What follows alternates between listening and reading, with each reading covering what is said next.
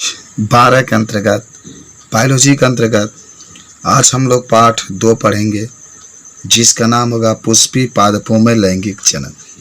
मैं सुनील सर, आप मेरे चैनल को सब्सक्राइब जरूर कर लीजिए। आपको पूरा वीडियो प्रोवाइड करा रहे हैं और आज एक नया वीडियो फिर आपके पास आपके लिए कि पुष्पी पादपों में लैंगिक जनन कैसे होता है। इसके पहले हम लोगों ने लैंगिक जनन पढ़ा है, जिसमें 2, एक नर और एक मादा दोनों की आवश्यकता होती है। और आज हम लोग जो पढ़ने के लिए जा रहे हैं उसका नाम होगा पुष्पों में या पादपों में लैंगिक जनन। तो आइए शुरू करते हैं हम लोग यहाँ से। सबसे पहले कि पुष्प जो आवृतबीजी का एक आकर्षक अंग, तो इसमें कुछ बातें हम लोग पढ़ेंगे। जैसे लिखा गया कि सभी जीव अपने जाति की स्थिरता बनाए रखने के लिए जनन करते हैं। इस क्रिया में वह अपने ही समान आकृति के जीव उत्पन्न करते हैं। आवृतबीजी या पुष्पीय पादपों में लैंगिक जननांग पुष्प में पाए जाते हैं और पुष्प में पुष्पदल पाए जाते हैं, जो जननांगों की रक्षा तथा परागण में सहायक होते हैं। जिन पुष्पों में नर और मादा जननांग दोनों होते हैं उन्हें द्विलिंगी पुष्प कहते हैं। याद करो, द्विलिंगी पुष्प जिसमें नर और मादा दोनों उपस्थित होते हैं उसे द्विलिंगी पुष्प या बाइसेक्सुअल फ्लावर कहते हैं। उदाहरण के लिए लिली, गुलाब इत्यादि। जिन पुष्पों में एक ही जननांग होते हैं उन्हें एकलिंगी पुष्प कहते हैं। जिन पुष्पों में केवल एक ही आपके नर या मादा होते हैं, केवल एक ही जननांग होते हैं, उसे एकलिंगी पुष्प कहते हैं। उदाहरण के लिए पपीता, तरबूज, नारियल आदि पुष्पों में पुष्पीय उपांगों के 4 समूह बाह्य दल, पूंछ, पुमंग या जायांग होते हैं। इनमें से पुमंग और जायांग क्रमशः नर और मादा पुष्प के प्रजनन अंग होते हैं। यानी जो पुमंग होता है वह पुष्प का होता है, जो जायांग होता है वो आपका स्त्री में पाया जाता है। उसके बाद से एक चीज आता है जिसका नाम होता है निषेचन पूर्व संरचनाएं और घटनाएं। तो इसमें कह सकते हैं कि पादपों में निषेचन की क्रिया से पूर्व पादपों के हार्मोन्स तथा संरचनाओं में बहुत से परिवर्तन प्रारंभ हो जाते हैं, जिनके फलस्वरूप पुष्पीय जो आधार के मध्य विभेदन और अग्रिम विकास प्रारंभ हो जाता है तथा पुष्प में नर तथा मादा जननांगों का विकास होता है। अब एक बात बताते हैं, पुमंग या पुकेसर क्या होता है। तो आपको एक चीज़ मैं बताता हूँ कि पुमंग और पुकेसर में आप बता सकते हैं इसमें कि परागकण या लघु बीजाणु वास्तविकता में पादप का नर युग्मत भीद होता है। प्रत्येक पुकेसर में परागकोश 2 पालियों का बना होता है, जिन्हें द्विकोष्ठी पुकेसर कहते हैं। प्रत्येक परागकोश में 4 लघु बीजाणु धानियाँ होती है। परागकोश में ही इसका एकमात्र केंद्रक समसूत्री विभाजन द्वारा विभाजित होकर एक नलिका केंद्रक और दूसरा जनन केंद्रक बनाता है। परागकण मात्र कोशिका में गुणसूत्रों की संख्या द्विगुणित होती है। ये भी आप बता सकते हैं। अब एक चीज आती है, बार बार लघु बीजाणु कहते हैं, तो लघु बीजाणु होता क्या? तो लघु बीजाणु की संरचना देखिए, इसमें 4 भीति परतें होती हैं। बाह्य त्वचा, अंतः एस्थीसियम, मध्य परत तथा टेपिटम। टेपिटम सबसे आंतरिक परत है जो विकासशील परागकण को पोषण देती है। अपरिपक्व परागकोश में लघु बीजाणु धानी के केंद्र में बीजाणु जनन ऊतक स्थिर होते हैं। अब एक बात और आती है कि आखिर जो लघु बीजाणु जनन होते हैं वह क्या होते हैं। तो आप कहिएगा कि लघु बीजाणु जनन में तनी हम लोग देखते हैं क्या होते हैं। तो कहेंगे कि प्राथमिक माने लघु बीजाणु मात्र कोशिकाओं में लघु बीजाणु के बनने की क्रिया को लघु बीजाणु जनन कहते हैं। अगर आपसे कोई पूछे कि लघु बीजाणु जनन क्या होता है, कि लघु बीजाणु मात्र कोशिकाओं में लघु बीजाणुओं के बनने की क्रिया लघु बीजाणु जनन कहलाती है। प्राथमिक इसको पहले आप कह सकते हैं प्राथमिक भित्तियाँ कोशिकाओं से अंतःभित्ति, मध्य स्तर या टेपिटम का निर्माण होता है। टेपिटम की कोशिकाओं में बहुगुणित केंद्रक और कोशिका द्रव्य में, और भी कह सकते हैं कि प्राथमिक बीजाणु जनन कोशिकाओं 2 या 3 विभाजन का कर लघु बीजाणु मात्र कोशिकाओं का निर्माण करती है। प्रत्येक क्रियात्मक लघु बीजाणु मात्र कोशिकाओं अर्धसूत्री विभाजन द्वारा 4 अगुणित लघु बीजाणु बनाती है। द्विबीजपत्री पादपों में ये चतुष्फलक व्यवस्था में लगे रहते हैं। उसके बाद से एक चीज आता है जिसका नाम होता है परागकण की संरचना। तो परागकण नए युग्मत भित्ति की प्रथम कोशिका है। परागकण भित्ति 2 स्तरों बाह्यचोल तथा अंतःचोल की बनी होती है। बाह्यचोल कठोर और खुरदरा होता है तथा स्पोरोलेनिन नामक पदार्थ का बना होता है, जबकि कह सकते हैं कि अंतःचोल पतला और कोमल होता है तथा ये पेक्टोसेलुलोज का बना होता है। तो अंतःचोल किसका बना होता है? तो पेक्टोसेलुलोज का बना होता है। उसके बाद से देखिए एक और है नर युग्मोत्भिद का परिवर्धन। तो आप कह सकते हैं कि पराग कण से पूर्ण विकसित नर युग्मोत्भिद बनने तक के क्रम को लघु युग्मक जनन कहते हैं। नर युग्मोत्भिद का विकास परागकोश के अंदर ही आरंभ हो जाता है। दूसरा कह सकते हैं कि परागकण से नर युग्मोत्भिद बनने वाले सभी सूत्री विभाजन होते हैं। परागकण के प्रथम विभाजन के फलस्वरूप एक बड़ी नली कोशिका या काई कोशिका जिसका केंद्रक भी बड़ा होता है तथा एक छोटी कोशिका जनन कोशिका बनती है। प्राय इस 2 कोशिकीय व्यवस्था में परागकण परागकोश से निकलते हैं तथा प्राय इन दोनों निकलते हैं और आगे बता सकते हैं कि तमाम प्रकार के कोशिकाओं का निर्माण करते हैं। नोट में आप जरा एक चीज़ देख लीजिएगा कि 250 पराग मात्र कोशिकाओं में अर्धसूत्री विभाजन से 1000 परागकणों का निर्माण होता है। ये प्रश्न देख रहे ना, इसका 4 गुना निर्माण होता है। जितना भी रहेगा आप उसका 4 गुना कहेंगे, याद रखिएगा। कहा गया कि 250 पराग मात्र कोशिकाओं में अर्धसूत्री विभाजन से 1000 पराग कणों का निर्माण होता है। ये भी बता सकते हैं।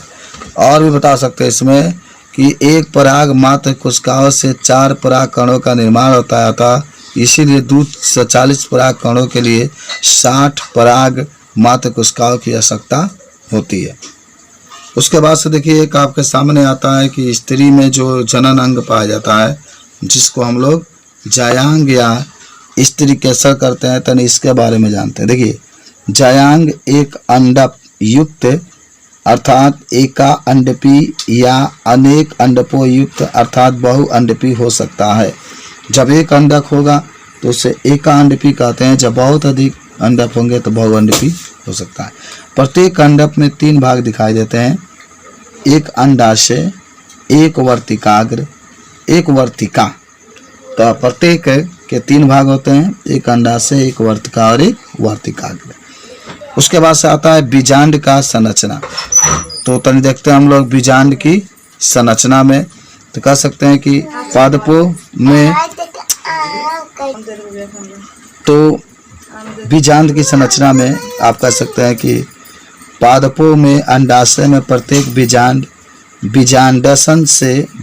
बीजांडसन से एक पतले और छोटे बीजांड वृंत द्वारा जुड़ा रहता है। आप जानते भी होंगे जिस स्थान पर बीजांड वृंत से जुड़ता है उसे नामिका कहते हैं। याद रखें, जिस स्थान पर बीजांड वृंत से जुड़ता है उसे नामिका कहते हैं। बीजांड के भीतर का अधिकांश भाग बीजांडकाय से बना होता है, जिसके चारों ओर बाह्य अध्यावरण तथा अंत अध्यावरण पाए जाते हैं। बता देना। उसके बाद से कह सकते हैं कि इन परतों के मध्य नीचे की ओर एक छिद्र होता है जिसे बीजांड द्वार कहते हैं। बीजांड का आधारीय भाग निभाग कहलाता है। बीजांड में अंदर की ओर मादा युग्मतभिद या भ्रूणकोश स्थिर होता है। तो ये सब आपके बीजांड की संरचना के बारे में आप बता सकते हैं। उसके बाद से एक और इसमें टॉपिक आता है, इसको भी हम लोग जान लें, जिसका नाम होता है गुरु बीजाणु जनन। तो ये भी देखते हैं कि आखिर गुरु बीजाणु जनन क्या होता है। तो आइए पढ़ते हैं इसको गुरु बीजाणु जनन में। तो आप इसमें कह सकते हैं कि गुरु बीजाणु जनन मात्र कोशिकाओं से गुरु बीजाणुओं के बनने की क्रिया गुरु बीजाणु जनन कहलाती है। बीजांडकाय की एक अर्धस्तरीय कोशिका आकार से बड़ी होकर अन्य कोशिका से भिन्न हो जाती है। इससे प्राथमिक प्रपर्शु कोशिका कहते हैं। प्राथमिक प्रपर्शु कोशिका परिणत विभाजन द्वारा बाह्य प्राथमिक भीतीय कोशिकाओं और अंतः प्राथमिक बीजाणु जनन कोशिका बनाती है। प्राथमिक बीजाणु जनन कोशिका गुरु बीजाणु मात्र कोशिका के समान कार्य करने लगता है और अर्धसूत्री विभाजन द्वारा 4 अगुणित गुरु बीजाणु बनाता है, जो रेखीय चक्षुष में व्यवस्थित होता है। चक्षु का निचला निभागीय गुरु बीजाणु भ्रूणकोश का निर्माण करता है, जबकि शेष 3 गुरु बीजाणु नष्ट हो जाते हैं। ये भी पूछा जाता है, तो इस चीज को आप बता देंगे आपको कि लघु बीजाणु जनन और गुरु बीजाणु जनन में क्या अंतर है। तो देखिए, लघु बीजाणु जनन और गुरु बीजाणु जनन में अंतर, तो आप पहला कह देंगे ये क्रिया पुंकेसर के पराग कोश में होता है। इसमें कह सकते हैं कि यह क्रिया बीजांड के अंदर होता है। दूसरा कह सकते हैं इसमें अनेक परागकण बनते हैं। ये गुरु बीजाणु में कह सकते हैं इसमें केवल एक बीजाणु कोशिका या अंड कोशिका बनती है। तीसरा कह सकते हैं इसमें परागकण या लघु बीजांड बनते हैं। इसमें कह सकते हैं इसमें गुरु बीजांड या भ्रूणकोश बनता है। लघु बीजाणु में कह सकते हैं 4 नंबर, इस लघु बीजाणु जनन में 4 कोशिका भाग लेती है और गुरु बीजाणु जो जनन होता है इसमें आपके गुरु बीजाणु और मात्र कोशिका भाग लेते हैं।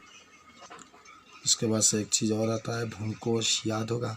देखिए, कहेंगे पॉलीगोनम प्रकार के भ्रूणकोश में निभाग की ओर 3 प्रतिमुख कोशिकाएं, मध्य में ध्रुवीय केंद्रक तथा बीजांड द्वार की ओर 1 अंडक कोशिका और 2 सहायक कोशिकाओं से भ्रूणकोश का निर्माण होता है। क्या अंड समुच्चय होता है तथा यह 8 केंद्रकीय और 7 कोशिकीय होता है। नोट, देखिए भ्रूणकोश का विकास का क्रम पहले आपका होगा, सबसे पहले जो बनता है उसका नाम होता है आर्कियोस्पोरियम। दूसरा आपका होता है गुरु बीजाणु मात्र कोशिका और तीसरा होता है गुरु बीजाणु भ्रूणकोश होता है। उसके बाद से आपका एक चीज़ आता है जिसका नाम होता है परागण। तो परागण में आप कह सकते हैं कि पराग कणों के पराग कोश से वर्तिकाग्र तक पहुंचने की क्रिया को परागण कहते हैं। परागण 2 प्रकार के होते हैं, याद करो। तो पराग कणों के पराग कोश से वर्तिकाग्र तक पहुंचने की क्रिया को परागण कहते हैं। परागण 2 प्रकार का होता है। पहला होता है स्वपरागण, या इसी को हम लोग स्वयुग्मन कहते हैं। तो पहला स्वपरागण या स्वयुग्मन। देखिए, स्वपरागण में एक पुष्प के परागकण उसी पुष्प अथवा उसी पादप के दूसरे पुष्प के वर्तिकाग्र पर पहुंचते हैं। ये द्विलिंगी या एकलिंगी दोनों पुष्पों में पाई जाती है। पादपों में स्वपरागण के लिए अन्य युक्तियाँ जैसे समकालपकता तथा निम्नता या अनुनामिलता है। समकालपक्तता में नर तथा मादा जननांग एक साथ परिपक्व होते हैं, जबकि निम्नता में द्विलिंगी पुष्प सदैव बंद रहते हैं और कभी नहीं खिलते हैं, जैसे खट्टी बूटी या इसको आक्जेलिस कहते हैं तथा कनकोवा या कोमलाइम कहते हैं। तो आपने एक बात तो जरूर जाना, स्वपरागण में मैंने आपको बताया कि स्व जो परागण होता है इसमें एक पुष्प से जो परागकण होते हैं निकल करके दूसरे पुष्प में चले जाते हैं, या उसी पादप के जिसमें पुष्प निकले या उसी पादप के किसी अन्य पुष्प में जाते हैं, तो इसको हम स्वपरागण कहते हैं। और दूसरा होता है परपरागण। देखिए, परपरागण में एक पुष्प के परागकण उसी जाति के दूसरे पादप के वर्तिकाग्र पर पहुंचते हैं। इस क्रिया में पराग कणों के किसी दूसरे पुष्प के वर्तिकाग्र तक पहुँचने के लिए किसी माध्यम की आवश्यकता होती है। तो माध्यम कई प्रकार का होता है। एक होता है वायु परागण, यानी किसी जो पेड़ पौधे होते हैं उसमें जब वायु द्वारा परागण होता है तो उससे वायु परागण करते हैं। जैसे मक्का या बांस या गन्ना, इसमें वायु द्वारा परागण होता है। एक होता है जल द्वारा परागण, जो जल के द्वारा परागण एक पुष्प से दूसरे पुष्प में जाता है, उससे जल परागण करते हैं, जैसे बेलसेनेरिया, कमल इत्यादि। कीट परागण देखे, जैसे कीटों द्वारा, जब कीट होता है ना, एक पुष्प के कीट उसके परागकण को दूसरे पुष्प में पहुंचाते हैं तो उससे कीट परागण करते हैं, जैसे साल्विया, रात की रानी इत्यादि। उसके बाद से आगे हम लोग बढ़ते हैं, नेक्स्ट पर चलते हैं। देखिए इसमें लिखा है कि पादपों पर परागण हेतु एक लिंगता और भिन्न कल्पकता, अर्थात द्विलिंगी पुष्पों में जननांगों का अलग अलग समय पर परिपक्वन स्वबंध्यता, अर्थात एक पुष्प का निषेचन उस पुष्प के पराग कणों द्वारा नहीं होता है, तथा अनात्मा परागणता पुष्पीय भागों में स्वपरागण को रोकने के लिए विशिष्ट अनुकूल युक्तियाँ होती है। कुछ बातें आपको बता देते हैं हम यहाँ पर कि रात में खिलने वाले पुष्प श्वेत रंग और सुगंध वाले होते हैं, जिससे कीट आकर्षित होकर रात्रि में कीट परागण करते हैं। याद करो कि रात में जो पुष्प खिलता है वो बहुत ही श्वेत रंग का होता है और बहुत ही सुगंधित होता है, जिससे कीट आकर्षित होकर रात्रि के कीट परागण करते हैं। दूसरा है कि एकलिंगी स्राई पादप के कृत्रिम संकरण में निपुंसक का पद महत्वपूर्ण नहीं होता है, विपुंसक का पद महत्वपूर्ण नहीं होता है। एक और आपको चीज़ मैं बता दूं, आपसे पूछा जाता है, कई बार ये प्रश्न पूछा है कि स्वपरागण और जो पर परागण होता है इसमें क्या अंतर होता है। तो देखिए स्वपरागण में कह दीजिएगा कि इस एक पुष्प के पराग कण के उसी पुष्प के वर्तिकाग्र पर पहुंचने की क्रिया को कहते हैं। तो पहला तो आपका जो डिफिनेशन स्वपरागण का बोले तो वही लिख सकते हैं। दूसरा पर परागण में, पहला पर परागण में अंतर है कि एक पुष्प के पराग कण के उसी जाति के दूसरे पादप के पुष्प के वर्तिकाग्र तक पहुंचने की क्रिया को पर परागण कहते हैं। स्वपरागण में देखिए दूसरा, इसमें पुष्प द्विलिंगी होते हैं। स्वपरागण में जो पुष्प होते हैं द्विलिंगी होते हैं, पर परागण में पुष्प एकलिंगी होते हैं। और स्वपरागण में तीसरा का, इसमें पुष्प सुगंधित और रंगीन होते हैं। इसमें पुष्प सुगंधित और रंगीन होते हैं। पर परागण में कह सकते हैं इसमें पुष्प सुगंधित और रंगीन होते हैं। और स्वपरागण में इसमें किसी माध्यम की आवश्यकता नहीं होती है, यानी हवा द्वारा या जल द्वारा, कीट द्वारा, यानी इसमें किसी माध्यम की आवश्यकता नहीं होती है। पर परागण में इसमें माध्यम की आवश्यकता होती है। तो ये भी पूछा जाता है, तो इस चीज़ को भी हम लोग बता सकते हैं, ठीक है ना। यहीं से एक और आपके पास अंतर आता है, देखिए आप याद भी रखेंगे। पूछा था कि भ्रूण कोश और भ्रूण पोष, थोड़ा थोड़ा शब्दों में अंतर, इसमें कोश है इसमें पोष है, लेकिन फिर भी इसमें अंतर पाया जाता है कि भ्रूणकोश और भ्रूणपोष में का अंतर है। तो पहला कहिएगा ना, भ्रूणकोश में यह अगुणित खाली यन होता है, भ्रूणपोष जो होता है यह त्रिगुणित यानी 3 यन होता है। और भ्रूणकोश में कहते हैं इसका विकास क्रियाशील गुरु बीजांड से होता है। भ्रूणपोष में कहेंगे इसका विकास भ्रूणपोष केंद्रक से होता है। भ्रूणकोश में तीसरा कहिएगा ये भ्रूण के विकास में सहायता करता है। भ्रूणपोष में भ्रूण के पोषण में सहायता करता है। भ्रूणकोश में इसमें भोजन संचित नहीं होता है, भ्रूणपोष में इसमें भोजन संचित होता है। तो ये कुछ आपके भ्रूणकोश और भ्रूणपोष में अंतर है। आपसे कोई पूछे तो ये चीज़ को हम लोग बता सकते हैं। उसके बाद से एक और चीज़ आता है जिसका नाम होता है पराग, स्त्रीकेषण, संकर्षण, ये इसी को परस्पर क्रिया। देखिए स्त्रीकेषण में उपस्थित रसायन यह पहचान सकते हैं कि पराग कण अंकुरण के योग है या अयोग।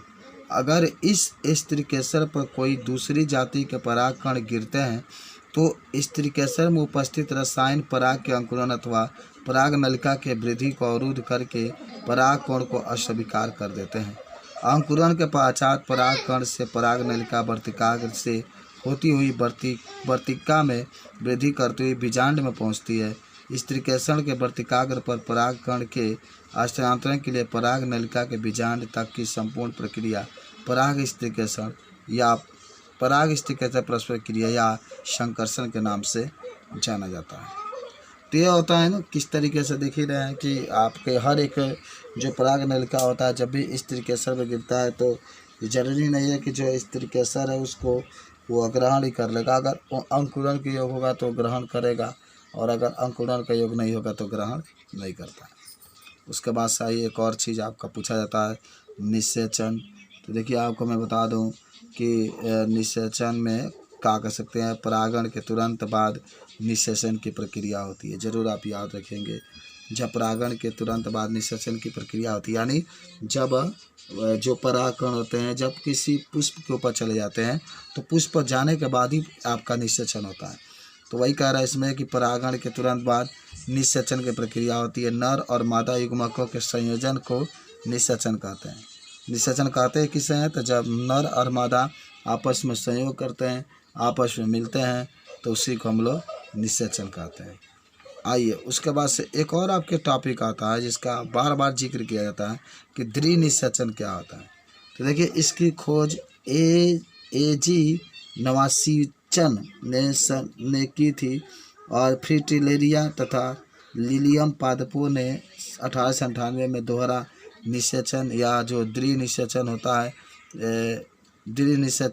है, इसमें एक नर युग्मक और अंड कोशिका के संलयन का द्विगुणित युग्मज बनता है, इसे युग्मक संलयन कहते हैं, तथा दूसरा नर युग्मक द्वितीय केंद्रक से संलयन करके त्रिगुणित यानी थ्रीयन यानी प्राथमिक भ्रूणपोष केंद्रक बनाता है।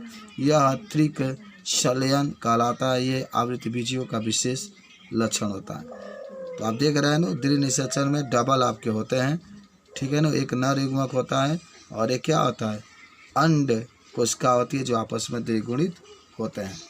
कुछ और इसमें बातें आपसे पूछी जाती है द्विनिषेचन में। देखिए निषेचन पश्च संरचनाएं और घटनाएं कह सकते हैं। निषेचन के पश्चात होने वाली परिवर्तनों को अंतर्गत भ्रूण या विकास, भ्रूणकोश का विकास तथा फल और का निर्माण होता है।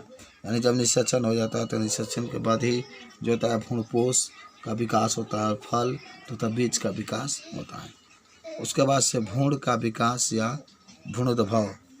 तो भ्रूण का विकास या भ्रूणोद्भव, तो आप इसमें कह सकते हैं कि संयुग्मन के पश्चात अंड युग्मनज कहलाता है, जिससे भ्रूण का विकास होता है।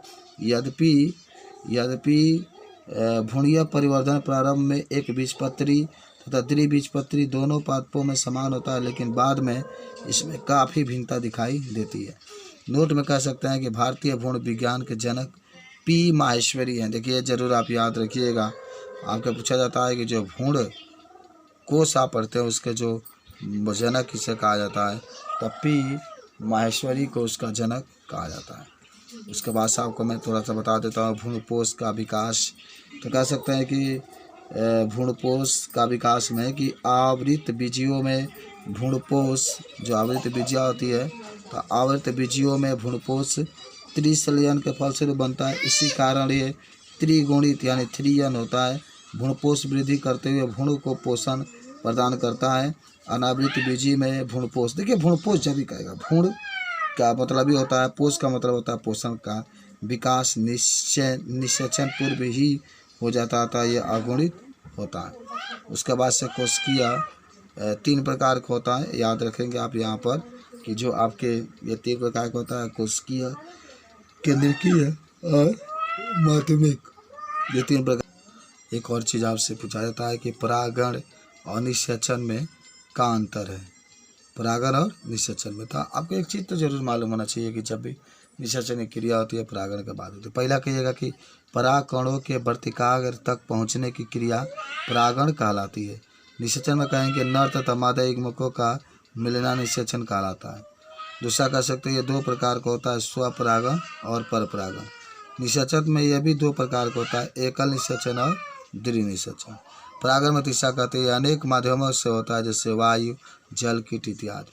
निषेचन में इसमें किसी माध्यम की आवश्यकता नहीं होती है। और चौथा, यह क्रिया बीजांड के बाहर होती है। परागण में कह सकते हैं चौथा में कि यह क्रिया बीजांड के बाहर होती है, यह क्रिया बीजांड के अंदर होती है।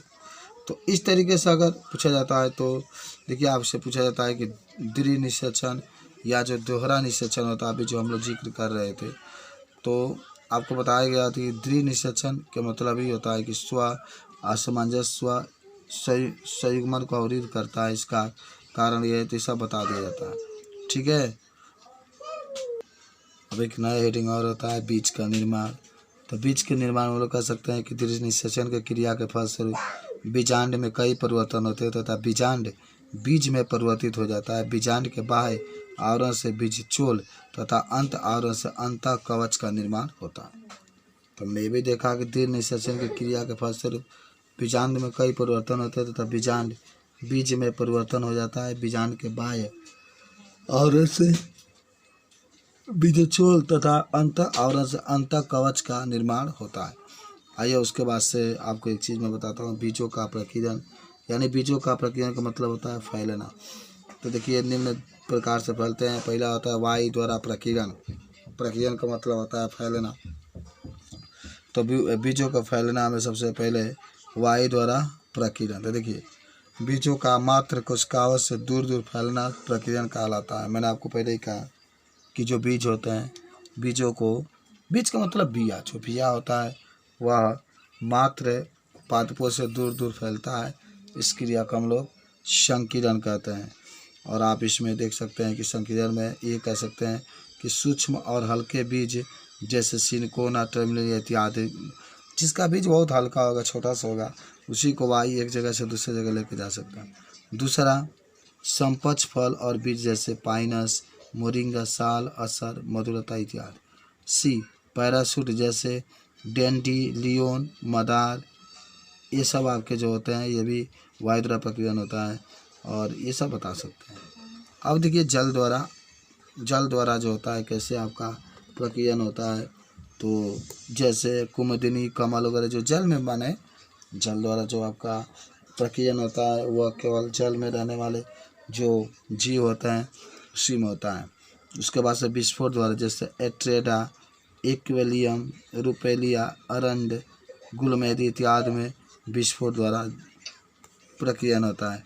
जंतुओं द्वारा बीजों का प्रकीर्णन जैसे जंतुओं के द्वारा जो एक बीज होता है उसको एक स्थान से दूसरे स्थान पर हम लोग लेकर के जाते हैं, जैसे चोरकोटा, लटजीरा, गोखरू इत्यादि आपका होता है।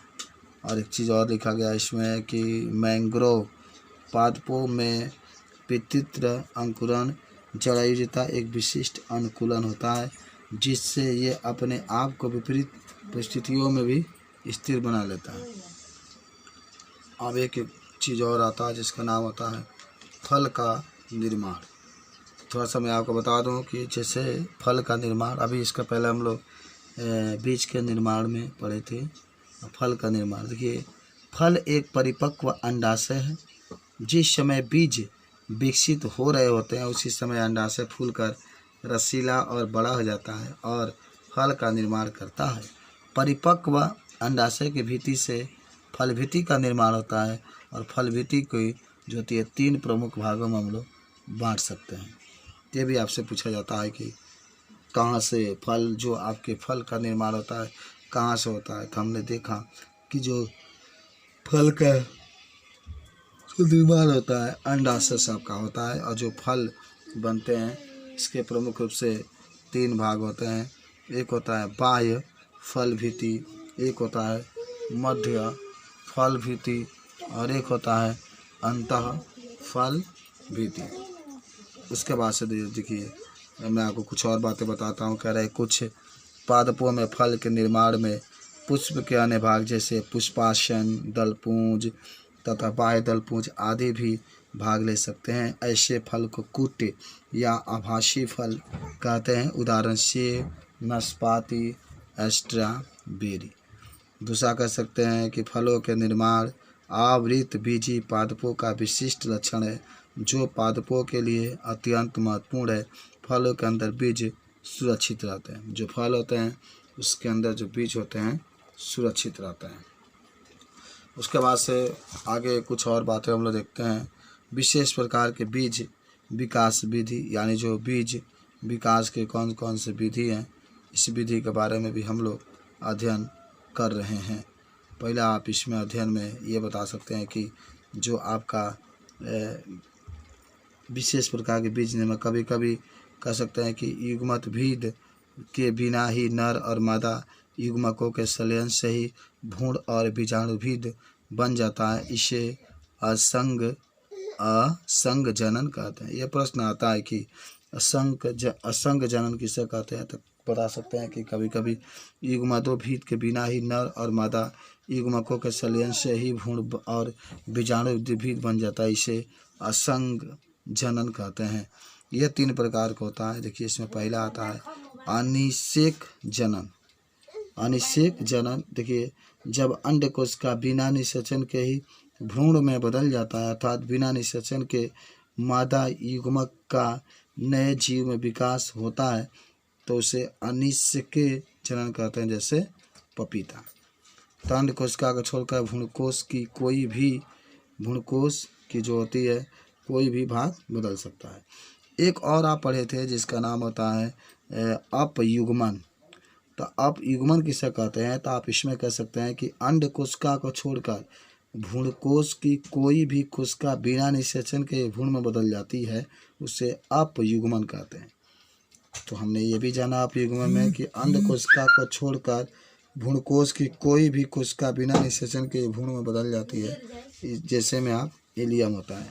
एक होता है जिसको अपयुग्मन के बाद अपबीजाणुता ही पूछा जाता है, तो बता सकता है कि बीजांड काय की कोई भी कोशिका बिना अर्धसूत्री विभाजन या निषेचन के ही भ्रूणकोश बना लेती है, उसी को हम लोग अपबीजाणुता कहते हैं। याद करो कि बीजांडकाय की कोई भी कोशिका बिना अर्धसूत्री विभाजन और निषेचन के ही भ्रूणकोश बना लेती है, उसकी खोज रोजनबर्ग ने पार्थिनियम से की थी।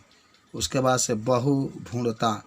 तो बहुभ्रूणता में कह सकते हैं कि जब एक बीज में अनेक भ्रूण विकसित हो जाते हैं। याद करो, जब एक बीज में अनेक भ्रूण विकसित हो जाते हैं तो उसे बहुभ्रूणता कहते हैं। जैसे पाइनस, संतरे, इसका खोज सर्वप्रथम एबी लीबनहाक ने किया था।